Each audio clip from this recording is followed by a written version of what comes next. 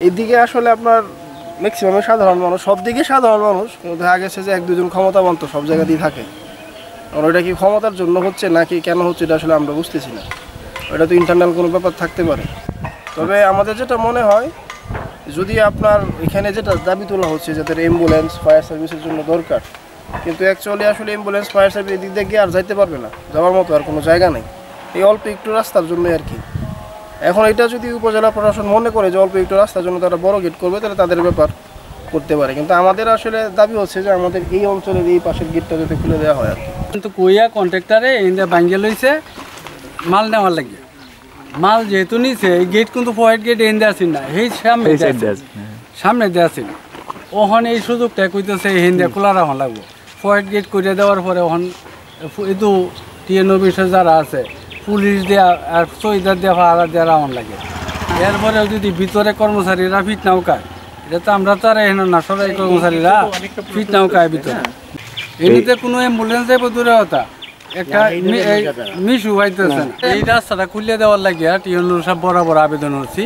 যদি অনেক দিক দিয়ে রাস্তা হয়, যেহেতু খুলিয়ে দেওয়ার দিলে যদি হিন্দাও দেয়, অত্র এলাকার মানুষ স্কুলও ভিতরে একটা স্কুল আছে, মসজিদ আছে, পুকুর আছে, এই এলাকাতে বুঝল পারবো, নামাজ পড়তে পারবো। কোনোখান দিয়ে খুলিয়ে দেওয়া হয় তো এইটা হইলো সব দিক থেকে জরুরি। এরা হলো 3টা বাসা, একজন সরাই কর্মকর্তা আছে, এই হিসাবে উনি করব তার ক্ষমতা জুড়ে। যেহেতু আমরা ক্ষমতা নাই, আমরা সাধারণ মানুষের লাগে যদি টিএন মধ্যে খুলিয়ে দেয়, তাহলে আমরা উপর হইব।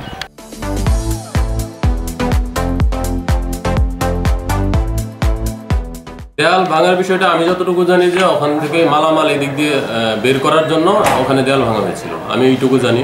আর পাশাপাশি যে আপনি যেটা গেটের কথা বললেন, যে বড় গেটের কথা, আমার মনে হয় যে উপজেলা পরিষদ এটা আসলে এখানে যারা চাকরি করে, জব করে, পাশাপাশি দূর থেকে লোকজন এখানে থাকে, তাদের নিরাপত্তার স্বার্থে আমি মনে করি যে একটা বড় গেট থাকলে সেটা যথেষ্ট।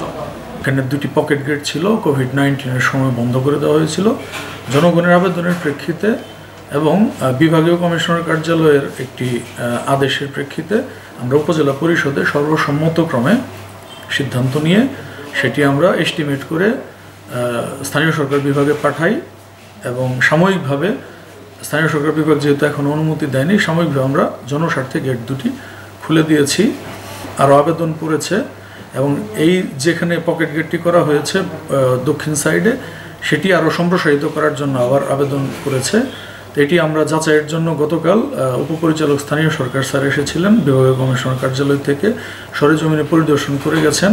আমাদের পরিষদের সিদ্ধান্ত, তারপর আমাদের ঊর্ধ্বতন কর্তৃপক্ষের সিদ্ধান্ত, সার্বিকভাবে আমরা এটি লিখে এস্টিমেট সহ আমরা স্থানীয় সরকার বিভাগে সকলের আবেদন আমরা পাঠিয়ে দেব। যদি স্থানীয় সরকার বিভাগ অনুমতি দেয় তাহলে আমরা সেটা দেখব।